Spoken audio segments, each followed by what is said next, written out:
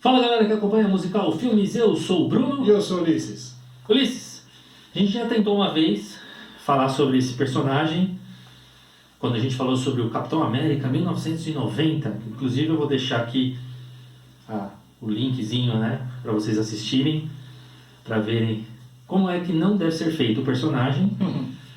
E 21 anos depois, né, que esse filme que a gente falou foi em 1990, em 2011 eles acertaram. Sim. Acertaram com o filme Capitão América, O Primeiro Vingador, que curiosamente, dos Vingadores que apareceram, ele foi o último antes do filme, né? Apesar de ser chamado O Primeiro Vingador. E inclusive esse subtítulo é proposital exatamente por conta disso, né? Porque os Vingadores da Marvel, eles são, digamos assim, a concorrência com a DC em relação à Liga da Justiça. Uhum. E como eles resolveram começar, digamos assim, do meio do caminho, que foi com o Homem de Ferro, e depois no mesmo ano o Hulk, então eles pensaram fazer tipo um filme por ano, né? Então 2008 foi o Homem de Ferro e o Hulk, 2009 foi o Homem de Ferro 2, 2010 foi o Thor, 2011. e aí 2011 o Capitão América, o Primeiro Vingador, porque nessa época a Marvel fazia um filme por ano. Aí em 2012 veio os Vingadores, então foi o Primeiro Vingador exatamente para você fazer essa liga. Oh, peraí, ele vai estar nos Vingadores. Porque o grande público não conhecia os Vingadores ainda, né? Sim. E você estava me falando que, diferentemente do filme de 1990, que, nossa, que surpresa, não foi nada baseado no que é o personagem nos quadrinhos, esse aí a gente tem uma mais fiel adaptação, né? Sim, como você falou, uma adaptação. Curiosamente, poucas pessoas notaram, mas o primeiro Homem de Ferro, o segundo, se não me engano o Thor também, e esse primeiro do Capitão América foi feito pela Paramount. Não era Marvel Studios ainda. Não era Marvel Studios. A surpresa da Disney com o Marvel Studios foi no Vingadores mesmo, né? Uhum. Então esse filme até então a gente não sabia mais ou menos como é que ia funcionar. A galera do grande público não está acostumada hoje, principalmente os mais jovens, com filmes ambientados nos anos 40. Uhum. Então, talvez por isso eles tenham deixado ele para o final, porque se começasse com anos 40, o pessoal vai falar, filme antigo, não quero ver. Faz sentido, Né? faz sentido. Porque, assim, anos 40 pra gente, Não, quando eles era usaram criança... o Homem de Ferro, até porque é aquela coisa, né? Os principais personagens, ou o principal personagem da Marvel, que é o Homem-Aranha, o mais famoso, o mais popular, era da Sony. Estava com a Sony, ainda está com a Sony. Ainda está. Então estava nesse imbróglio todo, então eles escolheram um personagem, talvez o que com certeza eles poderiam usar sem ter problema de divisão, porque tinha o Demolidor também, né? E outra coisa, como já tinham abordado os superpoderes, eles pensaram, vamos fazer um personagem mais pé no chão, mais tecnológico, né? Então começaram com o Homem de Ferro, deu certo, aí eles foram se arriscando, né? Com o Thor, né, que é um deus, né, tal, e foi legal, assim, eu acho, até depois a gente vai entrar quando a gente falar sobre o Thor, eu acho dos três o pior filme dos três, assim, do Homem de Ferro e do Capitão América. E esse aí, minha modesta opinião, é um bom filme. Eu acho os outros, o depois do Capitão América 2, o Guerra Civil, depois o Soldado Invernal, muito melhores. Então, mas esse aí ele faz bem o papel. Exatamente a noção de quem entende de Capitão América é o seguinte: não tem como você contar Capitão América sem passar pela Segunda Guerra Mundial, é impossível. Assim como todos os outros personagens sofreram reboots, como o próprio Homem de Ferro, que foi ambientado no Afeganistão, sendo que o original era no Vietnã, não tem como você colocar o Capitão América sem ser na Segunda Guerra Mundial. Então você tem que começar nos anos 40, então eles têm que manter um personagem do patriotismo, representar o patriotismo e inclusive o Capitão América, apesar de muitas pessoas, as que não gostam dele, achar que ele é muito americano, muito bandeiroso, na realidade o Capitão América ele foi criado para ser um personagem assim que atingisse não somente o povo americano, mas também as tropas americanas durante a guerra, porque Pearl Harbor deixou todo mundo devastado, né? Sim.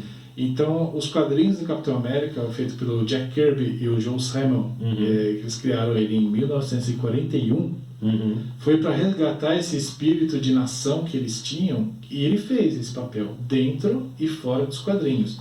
A primeira capa é ele socando o Hitler, que eles colocaram no filme, como se fosse uma apresentaçãozinha de teatro que ele fazia, todas as vezes ele socava o Hitler, até que ele falou, já soquei Hitler umas 200 vezes, né? Porque essa imagem sempre foi divulgada várias vezes nos quadrinhos. E não é uma criação do Stan Lee, né? É um dos poucos personagens que o Stan Lee não criou, né? Mesmo porque Stan Lee nem existia, digamos, né? Jack Kirby e Joe Simon criaram em 41. A Marvel e Stan Lee veio nos anos 60. Então nem existia a Marvel nessa época. Ele foi criado por uma outra revista, fez um sucesso, resgatou o espírito americano e em 1950 encerrou, né? Quando eles resolveram trazer os Vingadores de volta, eles pensaram, quem pode ser um líder concorrendo com a DC à altura do Superman, que é um ícone, né, americano? Pô, até as cores parecidas, né? Sim, Capitão América, vamos resgatar ele, vamos fazer que ele tá no gelo, né? E é aquela história que a gente viu no filme. Então, a gente tem no filme, boa parte da origem que é contada é realmente aquilo. Você quer entrar na parte do cast, depois a gente volta? Vamos só, todo mundo já assistiu esse filme, né? Eu acho que a grande maioria já assistiu. Foi escolhido para ser o Capitão América o Chris Evans, né, que já tinha tido experiência em ser um herói, né? Ele tinha sido o Tocha Humana, o Johnny Storm no Quarteto Fantástico, os dois primeiros lá, os dois no meio, né? Os dois que valem os dois que valem, né? Os dois que valem, que foram para o cinema. E teve um monte de como sempre, né, para a escolha de um personagem assim, né, de um ator para ser o personagem, um monte de opções. Eles testaram vários assim, e porque assim o Chris Evans não quis, ele rejeitou o papel 3 vezes. Sim. E aí só o diretor que o convenceu de fazer.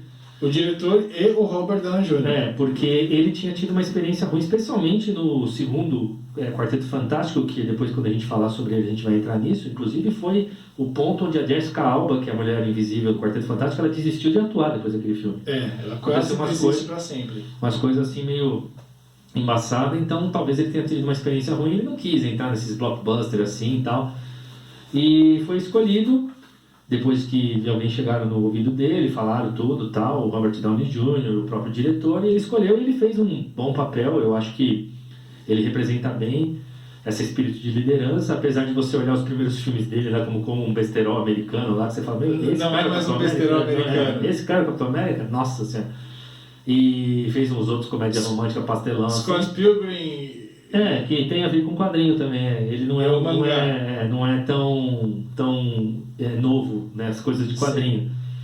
E ele fez bem o papel, e aí a gente tem como Caveira Vermelha o nosso querido Hugo Weaving, que é o V de Vingança, né, que a gente já falou aqui também. Vou colocar também aqui o link do V de Vingança, puta filme também.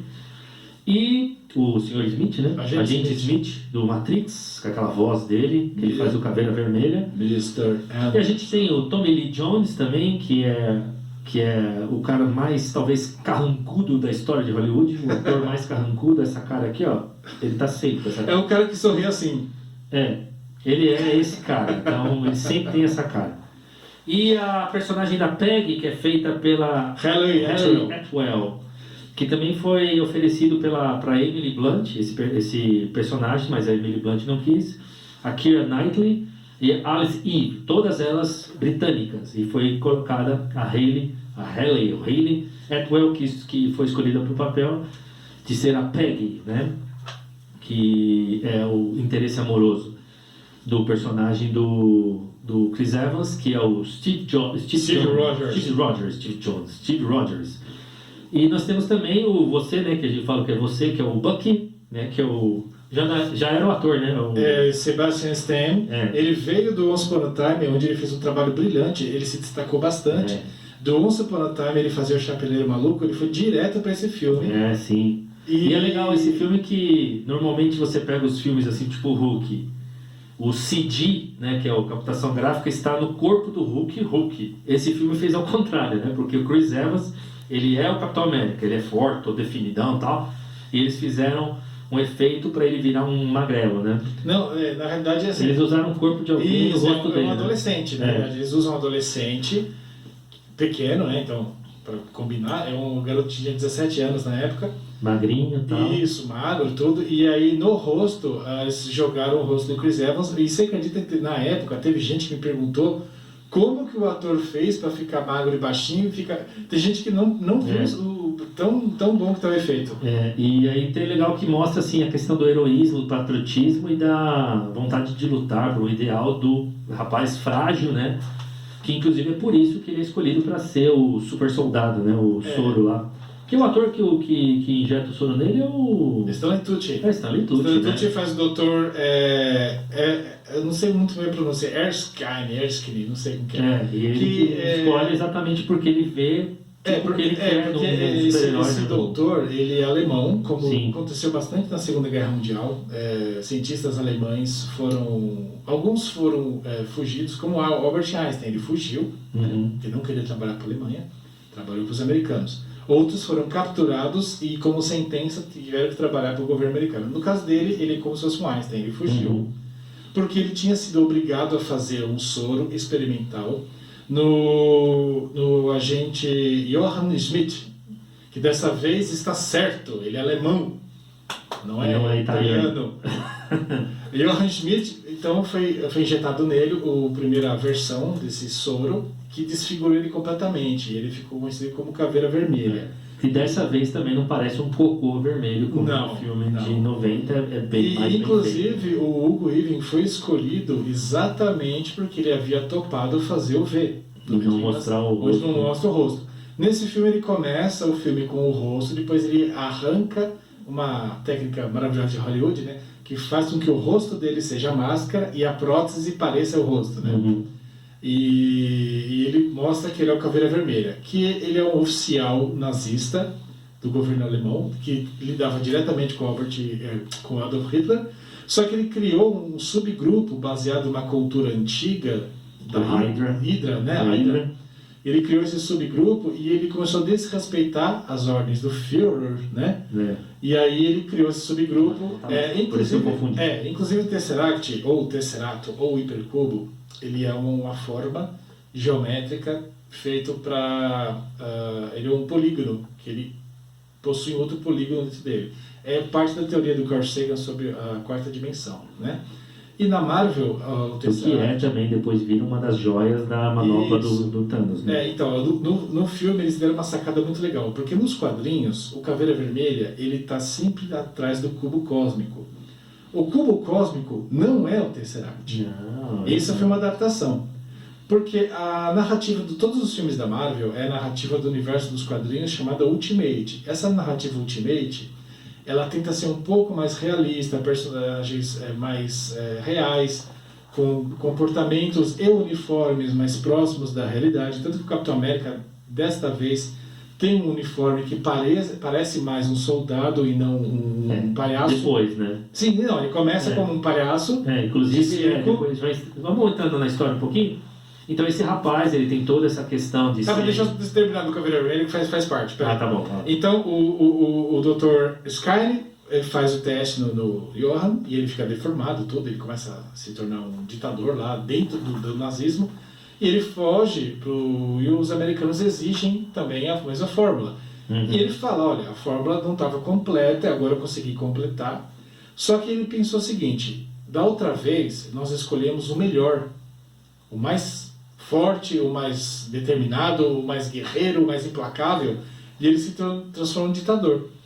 Então ele pensou, eu não vou aplicar isso no mais forte, tem que ser no mais sábio, no mais justo, no mais bondoso, né? Porque o soro, ele apesar de se chamar soro do super soldado, ele não é assim, não transforma as pessoas em Capitão América.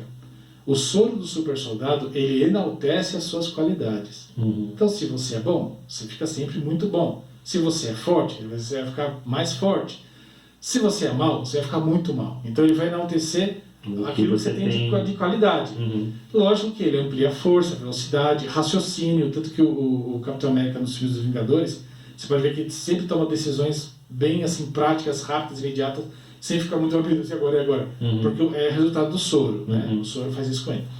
Bom, e então eles começam a recrutar soldados para tentar fazer o experimento. Do pelotão do Tommy Lee Jones, Isso, né? que é do coronel Chester Phillips. E ao mesmo tempo... Ele olha pro menino, né? Pro Isso. Steve Rogers e fala assim... ao mesmo tempo a gente vê a tentativa do Steve Rogers já mudando o nome, dando nome falso, porque sempre é rejeitado. Por quê? Não tem tamanho, não tem peso, ele não tem característica para um soldado. E mesmo estando no meio da guerra, ele é rejeitado. Uhum. E o amigo dele, que é o Buck Barnes, que nos quadrinhos o Buck surgiu como um sidekick, tipo um Robin. Ele era um garoto, enquanto o Capitão América já era um adulto. No filme eles seguiram a linha do Ultimate, onde ele é jovem rapaz, né? Mesma idade, eles foram criados juntos porque os pais do Steve morreram, então a família do Buck cuidou dele, então eles têm um cuidado de irmãos, eles são irmãos, né? Irmãos de criação. E o Buck está alistado, né? Sim. Ele vai para a guerra, então eles estão passeando numa feira, e essa feira é uma feira futurista, onde tem um carro do Stark, que é o Howard, o pai do Tony, eles fazem a Liga com Homem de Ferro aí. Sim. Que tem até um uniforme vermelho bem no meio, assim, que inclusive o personagem, né, do Steve Rogers, ele olha aquele uniforme e quem entende de quadrinhos sabe que aquele é o uniforme do verdadeiro Tocha Humana dos quadrinhos, do primeiro. O Tocha Humana, ele surgiu nos anos 40, depois ele foi reaproveitado nos anos 60 como quarteto. Então foi tipo uma homenagem ao Quarteto Fantástico, isso, que ele fez o... Beleza. E aí nessa feira tem mais um guichê de alistamento e ele tenta de novo, é rejeitado, só que o doutor está ali, que é uma feira de ciências, né? E ele vê por detrás da cortina que o rapaz é rejeitado e depois ele pergunta, vem cá garoto, por que você quer tanto se alistar? Ele falou, meu pai morreu na guerra, minha mãe é enfermeira, está na guerra, o meu amigo vai para a guerra e eu não me sinto menos importante do que eles. Então, esse é meu papel de cidadão de americano. Aí ele viu, esse garoto tem fibra, né? E ele falou, tá bom. Ele catou o papel lá e aprovado. Então aprovaram ele. E aí começa o treinamento militar dele. Aí ele conhece o coronel. Que ele mostra a inteligência, o negócio da bandeira. Isso, ele conhece a PEG. Conhece a PEG, tem a questão da inteligência, o negócio tem que pegar a bandeira, todo mundo tentando pegar a bandeira. Pode ser, no exército é muito subindo, ele vai lá, aperta o corpo. Ele tira o pino e cai o mastro e pega a bandeira. Pega a bandeira, todo mundo... ele começa a mostrar decisões inteligentes. E aí a prova final de coragem foi quando o coronel... joga uma bomba, né? O coronel, falsa, assim, né? O exército deu muito bullying. Eu participei, é assim mesmo. Então ele vivia tirando o cara, achava que não tinha jeito, enfim. E o doutor, não, esse cara é legal, vai dar certo. Ele quer ver, ó. O exército não se faz com coragem, não se faz com idealismo, se faz com fibra. Ele pega uma granada falsa e joga. Granada! Todo mundo pula para longe. E ele é o único que pega e pula em cima. Ou seja, ele se sacrifica. A hora que ele faz isso, ele conquista, né, todos, né, eles viram, esse rapaz realmente quer dar a vida pelo país. E aí eles tentam fazer o experimento.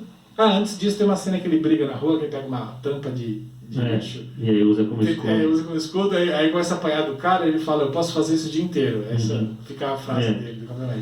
Bom, e aí eles fazem o experimento, e no meio do experimento tem um espião nazista ali, ele mata o doutor, começa a atirar em todo mundo, e foge, e aí o Steve sai correndo atrás dele. Quando o Steve sai, já sai aí ele sai o Chris Evans de verdade. Inclusive tem uma cena que é uma curiosidade nessa cena, que a Peg, né, vê, né, ele saindo, e ela faz um negócio assim, não sei se você reparou essa cena, ele tá assim, ele tá meio...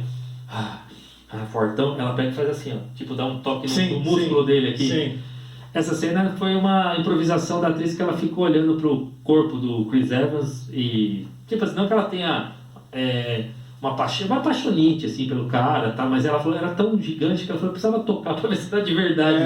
E ela não conseguiu se conter. Ela fez como era um filme muito caro, ela queria saber se o efeito especial era ao vivo. Ela falou, ela tocou, eu já vi entrevista que ela falou assim, ela falou, era tão grande os peitos dele, eu fiquei, isso é de verdade isso? Inclusive, acho que essa foi a vez que o Chris Evans ficou mais fortão mesmo, essa cena. Depois ele vai reduzindo ao longo dos filmes, é mais uniforme e tudo. E aí ele corre atrás do cara, mostra aí que já tem uma tampa, ele pega uma porta de carro, né, que tem uma estrela e usa como escudo, enfim, eles pegam o nazismo. Isso. Então, aí o que acontece? Ele é feito tudo isso aí, todo mundo fala, bom, beleza, ele é o cara, né, é o Capitão América, só que aí ele é transformado num palhaço de circo, praticamente, para fazer comercial.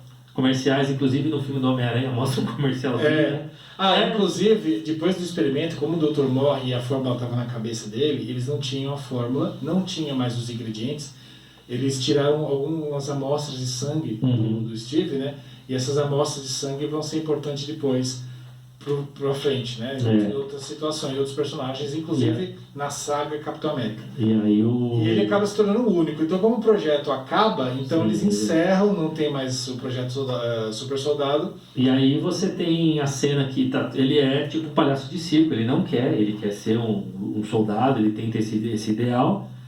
E aí o momento onde ele se transforma nesse soldado, no verdadeiro líder, é quando ele vai sozinho resgatar o pelotão do Bucky. Do Bucky, ele descobre que eles estão capturados. E aí ninguém tipo assim, não, mas a gente não tem o que fazer porque é inimigo lá, tem muita gente, não tem o que fazer. E ele vai sozinho atrás dos caras e ele resgata todos. E aí na hora que ele vem e resgata a tropa, aí você vê realmente o Capitão América, aí você vê o comando... Que ele tá com a roupa ainda de pano, assim, a roupa meio...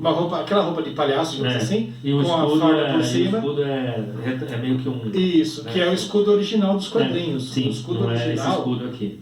Esse escudo original parece um brasão, que eles tiveram que tirar e adaptar porque tinha um personagem dos anos 40 chamado Escudo, chamado Shield. Então foi uma ameaça de processo, então a Marvel mudou os escudos. Isso. E aí ele passa a ser respeitado e aí ele passa a usar a roupa que a gente conhece, que é uma roupa mais tática. Isso, né? aí você tem acesso ao Stark, parece que é o ator Dominic Cooper, né? Que ele lembra bastante o Robert Downey Jr., né?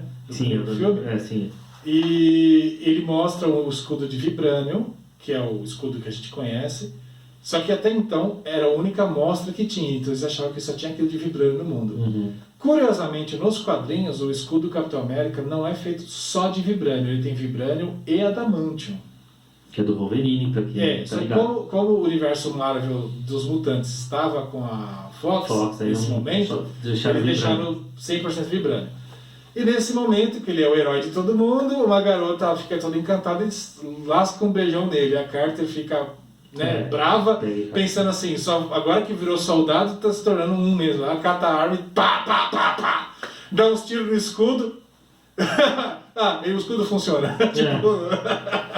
Nem aí. E aí, então, aí você tem o filme vai transcorrendo, né? E aí o Caveira Vermelha, ele acha, né, numa vila protegida, né, para um pessoal meio viking lá antigo, ele acha o Tesseract, que até então não é mostrado como uma joia do infinito. O Tesseract é simplesmente o cubo cósmico dos quadrinhos que eu mencionei.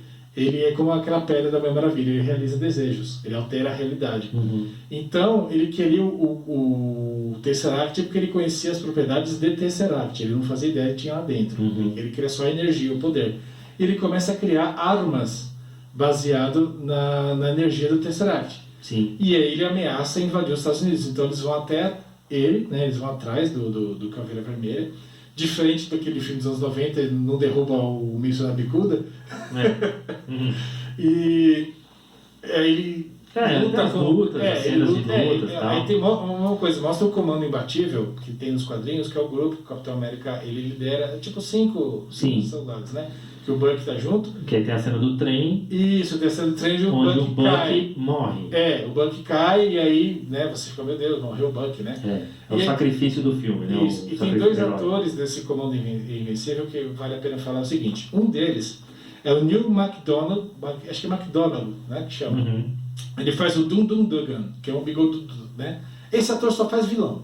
Sim. Onde você botar ele, série, filme, tudo, só faz vilão. E nunca muda a aparência. Esse é o único filme que ele tá com bigode, né? Ele é falso, mas tudo bem.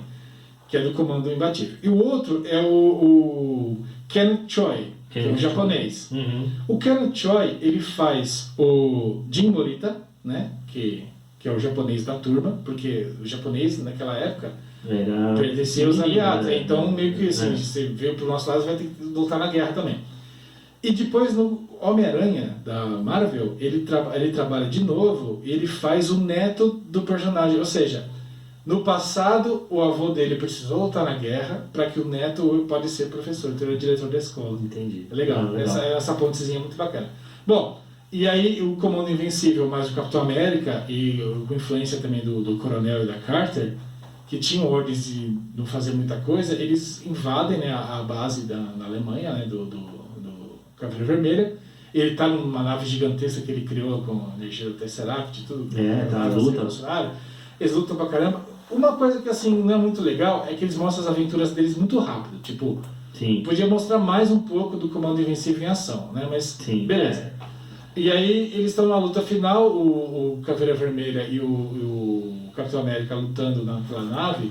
E aí só tem um adendo que antes disso existe um momento de romance entre o Capitão América e a Peggy, onde eles meio que combinam que eles vão ter uma dança e tal, que é importante pro final até de toda a história, né? Que é legal.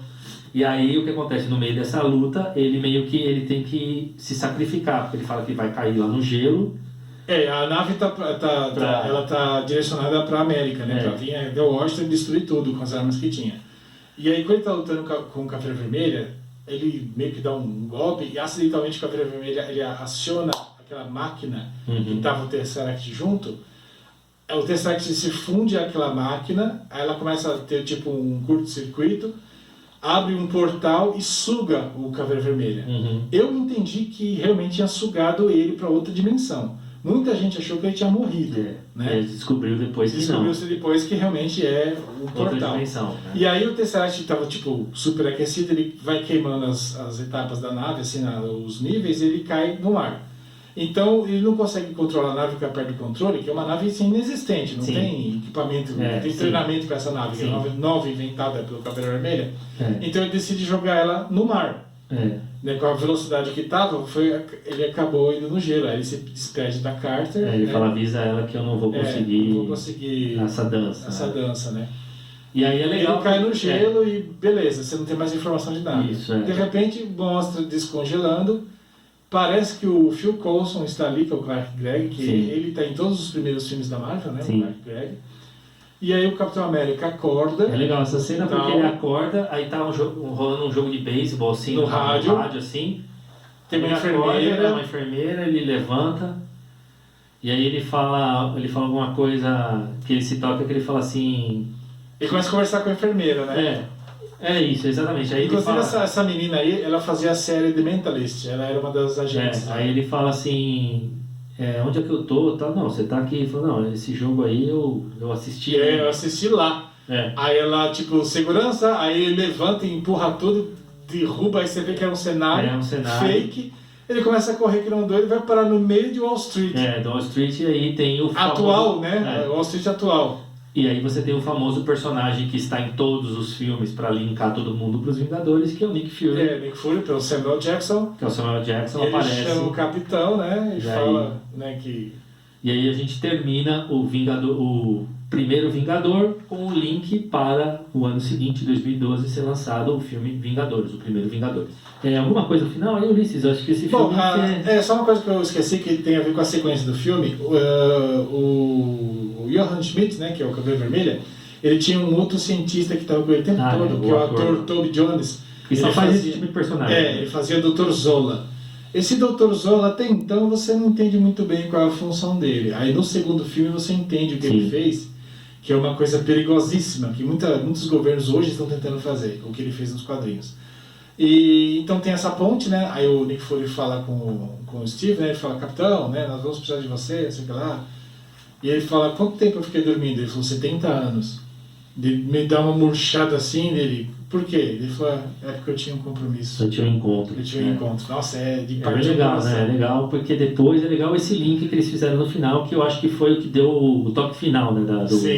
Do pincelada artística. O final da história da Marvel, dessa primeira fase, né? Dessas fases. Mas assim, se você não tem o hábito de assistir os filmes da Marvel em sequência, existem duas sequências. Quem tem Disney Plus, lá tem bem especificado quando você clica o ícone Marvel, a sequência dos filmes. A sequência de lançamento nos cinemas, ou seja, de 2008 para cá, e existe a sequência cronológica da história, onde o Capitão América é o primeiro. Filme. Então, é muito importante você assistir esse primeiro filme, porque ele dá o tom do segundo, dá o tom do terceiro, dá o tom para muitas falas dos Vingadores, e principalmente, que o Bruno falou, no final da saga, no Vingadores Ultimato. Então, tem que assistir o primeiro. A coda. Sim, tem que Quem fala da assistir. música A Coda do Vingadores Ultimato tem a ver exatamente com essa história dele com a Peggy, né? O início nos anos 40 faz todo Bem sentido. legal. Então, o Vingador, o Capitão América, o primeiro Vingador, eles acertaram finalmente, depois daquela aberração que eles fizeram em 1990, pô, 21 anos, mas vamos dar um desconto que foi Deu bem pra feito, aprender né? alguma coisa, né? Deu pra aprender alguma coisa, tá certo? Então espero que vocês tenham gostado, não esquece de deixar um like aí pra gente, compartilhar o vídeo, se você não está inscrito no canal, se inscreve, e no próximo episódio, eu já usei esse termo quando a gente estava falando do Juiz Dredd, de aquele Guilty Pleasure. Guilty Pleasure, esse filme que a gente vai falar no próximo é o meu maior Guilty Pleasure, a gente vai falar do Constantine, com Keanu Reeves. Uou! A gente vai falar sobre Constantine, um personagem aí da DC, da Vertigo, que a gente já falou aqui também da Vertigo, não falou? A gente citou, quando a gente falou do Hellboy, a gente citou. Então é isso aí. O Dredd também foi publicado. Então a gente vai falar sobre Constantine, o maior Guilty Pleasure que eu tenho de filmes de quadrinhos, tá certo? Então a gente se vê no próximo Musical Filmes. Valeu, Ulisses. Valeu, galera.